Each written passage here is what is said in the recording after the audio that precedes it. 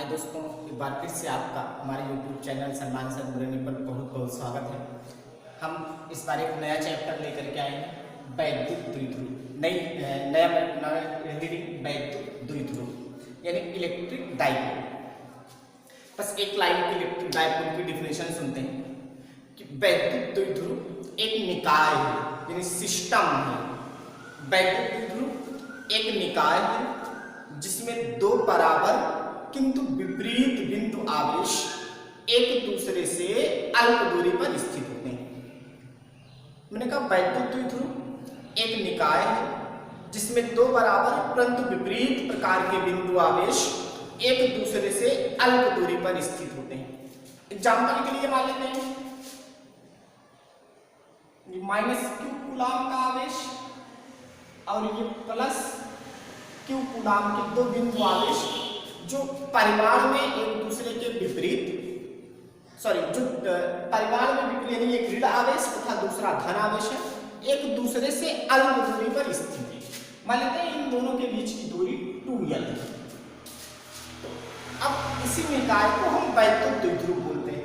Definition से ही clear है कि वैद्युत द्विध्रुव एक निकाय है जिसमें दो बराबर किंतु विपरीत बिंदु आवेश एक दूसरे से अल्प दूरी पर स्थित होते हैं। अब इसमें कहते हैं कि दोनों आवेशों में से दोनों आवेशों में से कोई एक आवेश तथा उनके बीच की अल्प दूरी के गुणनफल को वैद्युत द्विध्रुव का आघूर्ण कहते हैं। वैद्युत द्विध्रुव के आघूर्ण को P से लिखा जाता है अर्थात P = Q × 2l। मैंने डिफिनेशन में कहा कि वैद्युत द्विध्रुव एक निकाय है जिसमें दो बराबर किंतु विपरीत बिंदु आवेश एक दूसरे से अल्प दूरी पर स्थित होते हैं और दोनों आवेशों में से कोई एक आवेश तथा दोनों आवेशों के बीच की दूरी गुणनफल को वैद्युत द्विध्रुव का आघूर्ण कहते हैं अर्थात आघूर्ण P = Q × 2l। दोनों आवेशों में से एक आवेश ले लिया और दोनों आवेशों के बीच की दूरी ले ली।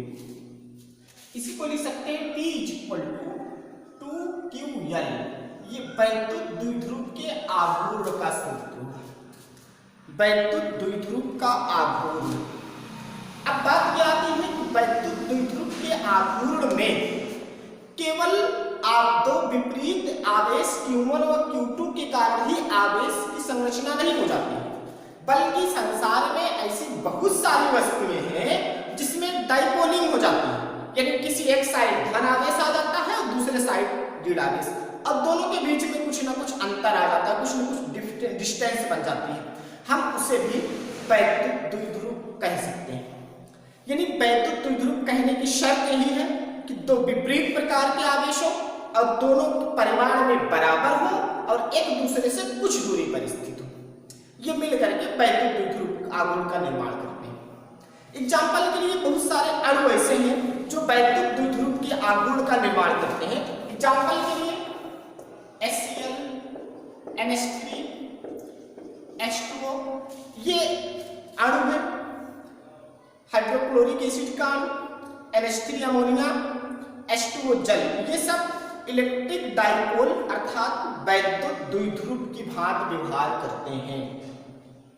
अब बात यह आती है अगर ये अणु वैद्युत द्विध्रुव के कारण व्यवहार करते हैं, चूंकि इसमें धन और ऋण आवेश की मात्राएं होती हैं और धन और ऋण आवेश की कैपेसिटी होने के नाते जो है ये वैद्युत द्विध्रुव की भांति व्यवहार करने लगते हैं, तो बात ये एक क्वेश्चन बन करके आता है कि क्या परमाणु भी वैद्युत द्विध्रुव की भांति व्यवहार करेंगे? क्योंकि हम जानते हैं कि परमाणु के केंद्र में एक सूक्ष्म धनावेशित भाग होता है जिसे नाभिक कहते हैं। नाभिक में प्रोटॉन तथा न्यूट्रॉन होता है। न्यूट्रॉन के ऊपर कोई आवेश नहीं परंतु प्रोटॉन के ऊपर धन आवेश होता है। तो नाभिक के परमाणु के नाभिक में जितने प्रोटॉन होते हैं सामान्य अवस्था में उतने ही इलेक्ट्रॉन नाभिक के चारों तरफ वृत्तीय कक्षाओं में परिक्रमण करते रहते हैं। जब सेंटर में धनावेश की मात्रा बाहर ऋण आवेश की मात्रा के बराबर है तो क्या क्या परमाणु को भी द्विध्रुव कहा जा सकता है? अब इसमें कंडीशन क्या आती है, द्विध्रुव होने के लिए डंपलिंग की कैपेसिटी होनी चाहिए, यानी एक साइड धनावेश आ जाए और दूसरी साइड ऋणावेश आ जाए, जबकि परमाणु में एक्चुअली ऐसा हो नहीं पाता है। लेकिन हाँ, अगर इसी परमाणु को हम वैद्युत क्षेत्र में रख दें, तो वैद्युत क्षेत्र में जब रखते हैं तो वैद्युत क्षेत्र उसके ऊपर एक वैद्युत बल आरोपित कर देता है, और इस वैद्युत बल आरोपित करने के कारण अगर पॉजिटिव चार्ज को यानी नाभिक को अपनी तरफ आकर्षित करता है तो इलेक्ट्रॉन वाले रीजन को प्रतिकर्षित करता है, या इलेक्ट्रॉन वाले रीजन को अपनी तरफ आकर्षित करता है तो नाभिक को प्रतिकर्षित करता है। यानी अब इसमें दो साइड, एक तो धनावेश और दूसरा ऋणावेश आ गया, तो अब इस परमाणु को हम वैद्युत द्विध्रुव कह सकते हैं। यानी सामान्य अवस्था में परमाणु वैद्युत द्विध्रुव की भांति व्यवहार नहीं करता, परंतु उनको वैद्युत क्षेत्र में रख दिया जाए तो वो भी वैद्युत द्विध्रुव की भांति व्यवहार करने लगते हैं। ये तो रही वैद्युत द्विध्रुव की क्षमता। एक बार फिर से चर्चा कर लेते हैं। मैंने डेफिनेशन में बताया था कि वैद्युत द्विध्रुव एक निकाय है, यानी एक सिस्टम है जिसमें दो बराबर किंतु विपरीत बिंदु आवेश एक दूसरे से अल्प दूरी पर स्थित होते हैं। अल्प दूरी का मतलब बहुत कम दूरी पर स्थित होते हैं। अब दोनों आवेशों में से कोई एक आवेश तथा दोनों आवेशों के बीच की दूरी के गुणनफल को वैद्युत द्विध्रुव का आघूर्ण कहते हैं। क्योंकि अब यहाँ आघूर्ण को P से लिखते हैं, P = Q × 2L, और वैद्युत द्विध्रुव का आघूर्ण एक सदिश राशि है। वैद्युत द्विध्रुव का आघूर्ण एक सदिश राशि है, और जहां तक अगर इसके मात्रक की बात की जाए तो मात्रक वही होगा जो बल आघूर्ण का मात्रक होता है। अगर इसको निकाल करके देखें, P का मात्रक 2 नंबर है, इसका कोई मात्रक होगा नहीं, Q का कूलाम और L का मीटर, यानी वैद्युत द्विध्रुव के आघूर्ण का जो मात्रक होता है कूलाम मीटर होता है। जब मात्रक इसका कूलाम मीटर हुआ तो बीमा भी बना सकते हैं, कूलाम को लिख सकते हैं एम्पियर सेकेंड,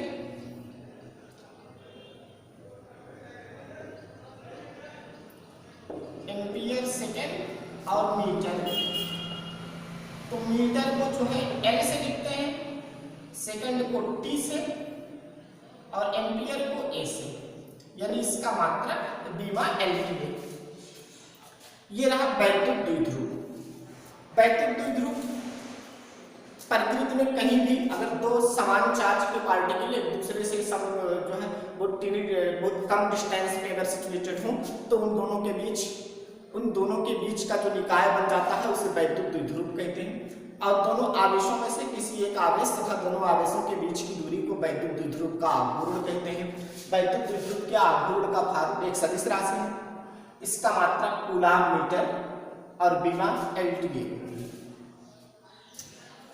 अब बात आती है वैद्युत द्विध्रुव पे थोड़ा सा अगर हम और आगे चर्चा किया जाए तो हम ये पाते हैं कि जब ये सदिश है तो इसकी कुछ ना कुछ दिशा होगी,